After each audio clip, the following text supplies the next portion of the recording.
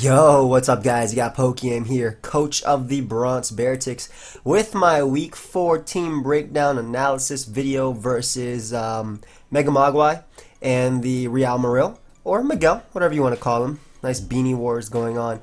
Anyway, if you guys are new to my team building videos, and actually just put his team up on the screen right there, should be there. If you guys are new to my team building videos, basically I try to create a team. I actually created this team with my boy CBB, so big shout outs to him. But we try to create a team that can deal with any combination of 6 that my opponent wants to bring. So whether that's Tornadus, Megaladios, Klefki, Mamoswine, Galvantula, Exploud, we probably just named his entire team. Or some combination of Mamoswine, Medicham, Gourgeist, Regirock, Floatzel, Exploud, whatever. We just make sure that we can deal with it no matter what, because we don't want to get put down by some random bulk up Floatzel or Curse Regirock, which are actually things that I took into account when building. But yeah, Miguel is a very threatening team. He obviously has sticky webs, he has spikes, he has toxic spikes, he has stealth rock, he has every single hazard in the game going on right here, and I definitely expect him to bring Galvantula just because my hard hitters such as Karen Black, Garchomp are neutered by the speed drop that sticky web obviously brings. So let's actually go over the team real quick. Now this time we're bringing 2 members are getting off the bench right now. So first off, I'm finally bringing Hazard Control. I know some of you guys are saying, oh man Joey, why don't you bring Hazard Control? I don't always think it's necessary in the games I play if my team aren't weak to Stealth Rock. For example, this team isn't that weak to Stealth Rock. Only Kieran Black is taking the damage from rocks, or super effective damage from rocks. Everything else either resists it or doesn't take much or doesn't take anything at all because of Magic Guard. But I'm definitely bringing Defog this week just because, again, spikes with Klefki, sticky web on Galvantula, toxic spikes with Tentacruel. Mainly just the sticky web is the thing that I worry most about, since again it makes my Pokemon slower than his. The great thing about Flygon though is that it obviously has Levitate, so I'm not affected by spikes. I resist Stealth Rock, and I'm not affected by sticky web or T-spikes. So Flygon, the perfect defogger in this game. It's also faster than his entire team. I actually EV'd it to outspeed Jolly Scarf Medicham. So I'm hitting 146 speed, whereas Jolly Scarf Medicham hits 145. Same thing with Scarf Mamoswine. Not that he'd bring those, but just to be safe, that's the only speed. That's the only speed bench that I need to hit, or the jump point that I need to hit. We are going Adamant Max Attack because, again, with an Adamant Nature and 204 Speed EVs, we do outspeed his fastest Pokemon. Obviously, like, Tornadus Therian form is his fastest Pokemon. We also outspeed his fastest common Scarfers, or the Pokemon that usually can make more use of a Scarf than anything else. Like, I couldn't see him Scarfing Lottie or Torn, but he definitely could, but I do have answers for that, even if he does do that. That just makes him severely weaker. Like, Mega Lottie in itself, he could even bring Life Orb, Defog. I doubt he'd bring Defog though, because he does have a spinner. But I do expect Mega Lottie just because of Manaphy is on my team, obviously. Not on this team, but in general. But basically, U-turn, Earthquake, U-turn just to give me momentum, and the switches into things like Kieran Black, or even AIM, my Rhydon, as you guys see, he's coming off the bench this week. But 52 Spadef ensures that HP Ice from Timid, Galvantula never ever OHKOs me. Max is 98%. That's the max damage it can do from Timid, and we should be faster with a Choice Scarf. I mean, he could be running Choice Scarf Galvantula, but again, we can live a hit from it. And if he is running Choice Scarf Galvantula, it should be Timid, not Modest, because Modest is outsped by Jolly Flygon. So that's things you have to take into account. And then we have Outrage, because Outrage, I'm probably not going to spam Outrage or use Outrage at all during this game until it's like late game, assuming it gets to that. We're actually playing in about 35 minutes-ish, so after this is done being recorded and I render it, we'll be playing. But yeah, Outrage is something that can just clean late game because his only Dragon Resist is Klefki, and that is obviously wrecked by Earthquake. I do expect him to bring Magnet Rise since it deals with Flygon's Earthquake, Garchomp's Earthquake, and Kieran Black's Earth Power. However, that doesn't mean that Earthquake is bad versus him by any means. Like, there's no way he's trying to switch in his Mega Latios on my Flygon, because 2 out of 3 times I'm hurting it for super effective damage or knocking it out with Outrage. And Adamant Outrage like knocks out Pokemon like Tornadus Therian form after Stealth Rock and knocks out Mega Latios 100%. And it also just does the most damage to his team. This obviously deals with his Regirock as well. Thank God I'm not streaming. I would have been pissed if I was streaming right here. But yeah, next up we have Beatdown. I'm actually running Dual Scarf this week. Now, again, enough speed to outspeed Jolly Metacham if it is running a Choice Scarf. Also outspeeds Jolly Metacham in Sticky Web itself by a point. Now the reason I'm running dual Choice Scarf is because one of the most effective ways I have of dealing with his Galvantula is Scarf U-turning it to break his Focus Sash, going out into my Kyurem Black. If he doesn't choose to set up Sticky Web, let's say he randomly goes for HP Ice or something like that, basically I get Kyurem in and I knock it out with the Scarf Ice Beam after that. And if he does get up Sticky Web, I still outspeed him because I get in before Sticky Web. I obviously have my Choice Scarf, and I'm able to knock it out with Ice Beam or Earth Power respectively. Now Kyurem just is a monster towards his team. Again, his only Dragon Resist is Klefki. I was thinking about running Physical Kyurem, but Physical Kyurem is stopped easier, I think, than Special Kyurem. Basically, my most spammable move on Physical Kyurem would be Dragon Claw, and Klefki always comes in, and obviously it's immune to that. Whereas if I'm Special Kyurem and I can spam Ice Beam, since his only Ice Resist outside of Klefki is Floatzel, which is going to take like 40% anyway, and Tentacruel, basically Klefki is still taking chip damage, so which is supporting the late game Dragon Sweep. I'm Modest Nature because that gives me the most damage output of Ice Beam and Draco Meteor. With Stealth Rock up, I could drop a Draco and X-Bow and that thing will go down. This thing 2-hit KOs a bunch with Terravolt. For example, it goes through Mamoswine's Thick Fat, and that is 2-hit KO'd by Ice Beam. And then Earth Power is obviously there for Tentacruel and Klefki, though I doubt, I guess Regirock too, but I doubt I'll be cooking Earth Power at any given point unless I predict him to go out to it. But even then, I don't lose much by going for Ice Beam because I'll show you the calc right now. Klefki is obviously a bulky Pokemon, but if I can burn that thing with, if I can burn it, or if I can, why am I Adamant Nature here?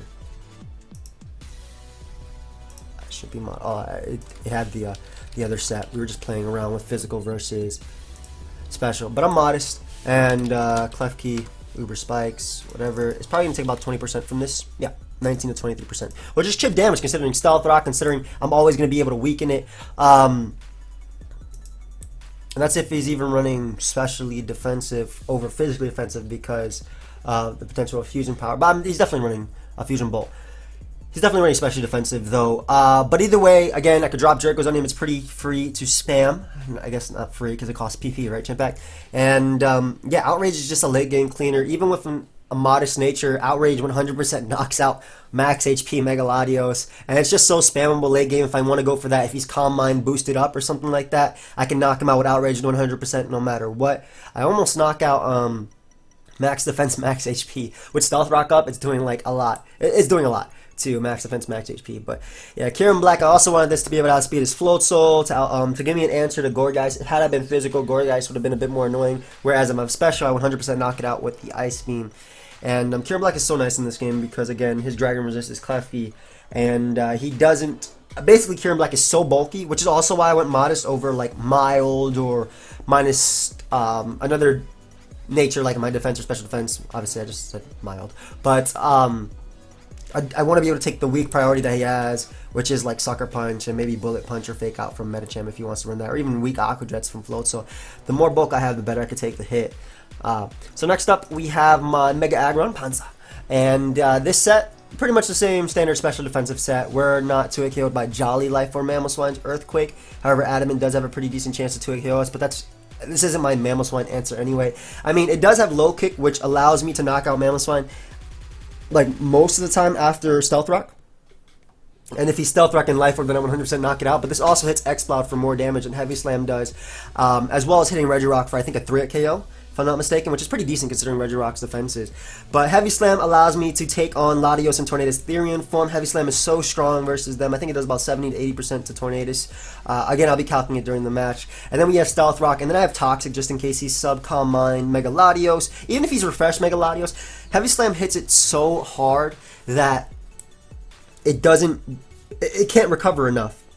It can't recover enough at all. I stalled it out, and I can go for Toxics again at that, and I obviously resist its Dragon Pulse if it wants to go for that. This thing takes hitting hit from Mega Latios, whether it be Dragon Dance or the special set, as well as giving me a decent Regirock answer, and it also takes on Klefki with ease. So this is my Flying Resist. Not to say that Life Orb Tornadus, which he's definitely bringing. I can definitely see him bringing that. I run a defense. My team is looking at it. It's like mixed offense. It has like, it's like bulky offense, but then it has like really fat tanks.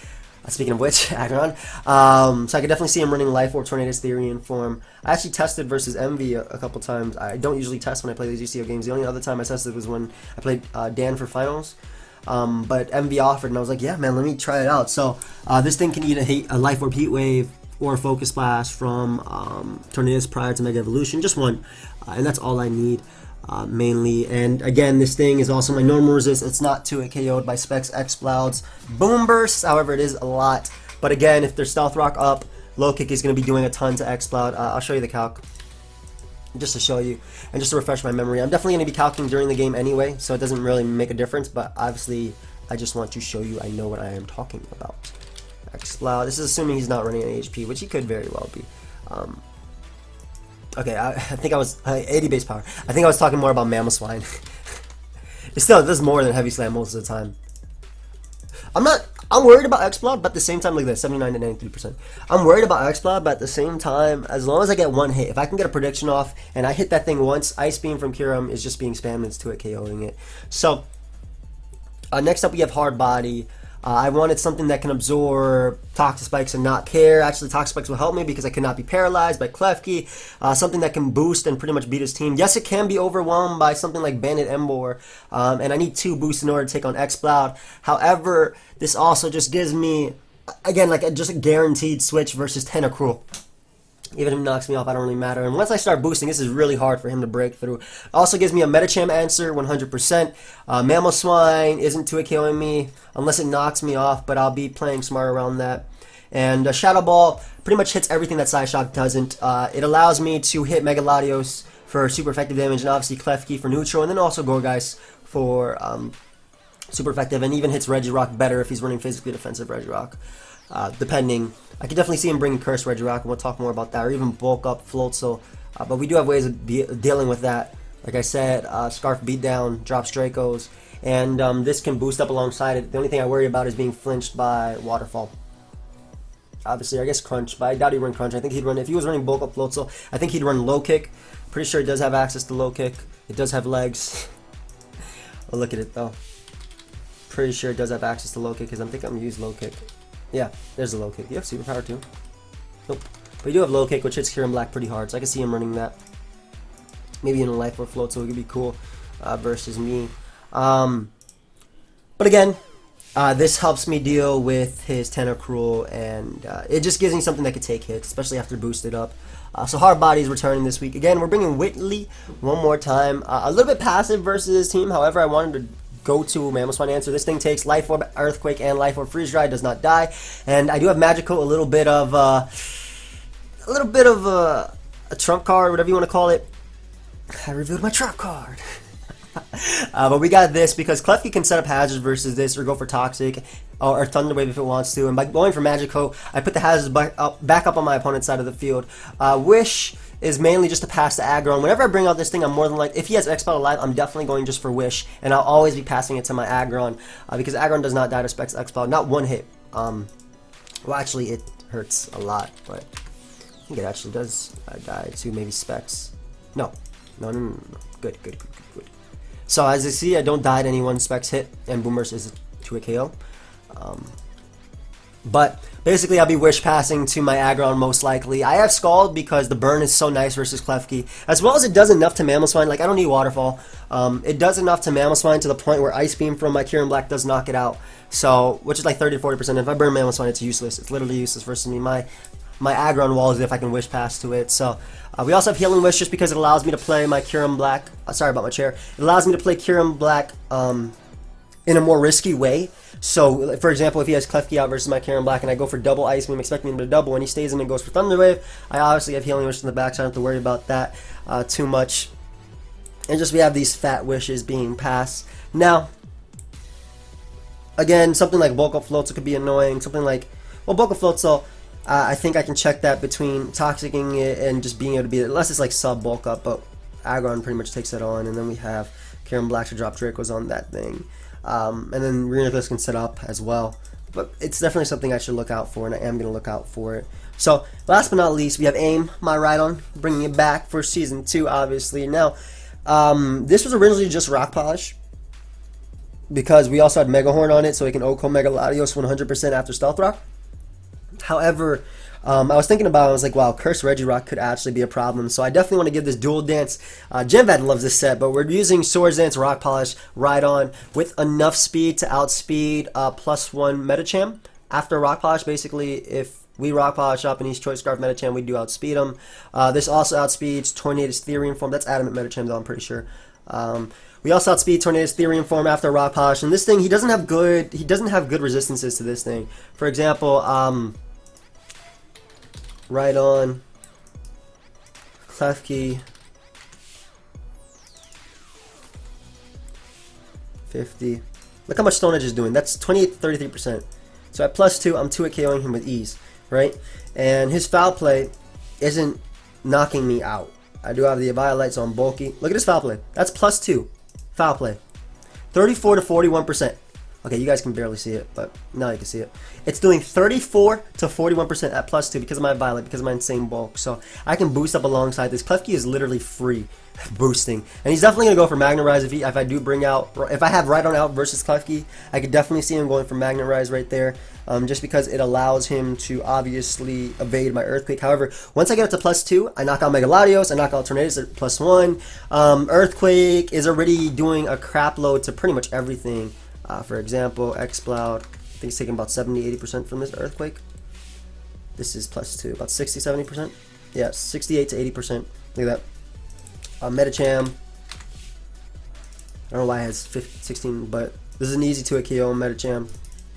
At +2, I easily knock it out. Emboar dies, and this also just boosts alongside something like Curse Regirock, and we beat it 1v1 just because we have Stab Earthquake. So Regirock would actually be a liability for my opponent.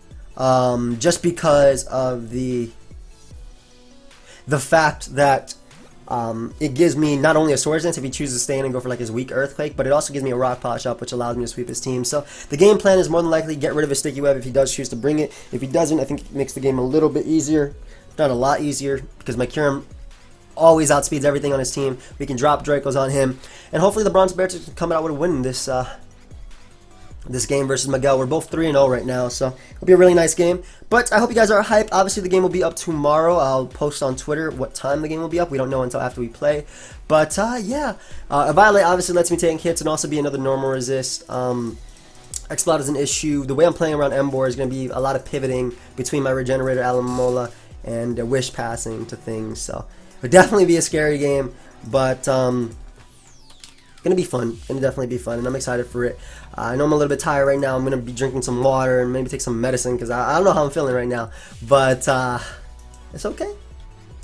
It's okay. We'll be fine. Wild Charge doesn't oak on me. That's Jolly Reckless. Let me see Adamant.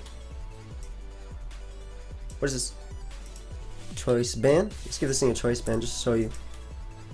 Like, it doesn't oak on me. Look at that. That's Choice Band and Wild Charge with Reckless. So yeah, I'm definitely decent versus that. I'll be able to tell the damage. And let's give it like Life Orb, Grass Knot. I don't know how much Grass Knot actually does to this monster. Grass Knot does a decent amount. Let's give it Modest Max, just to show you some calcs. Grass Knot isn't to a KO. 24% to KO after leftover, so we're good. We're good. Especially if he's running max. But in any case, guys, I hope you guys are hyped. Feel free to leave a like, subscribe, do your thing, and I'll see you guys next time. Goodbye, friends.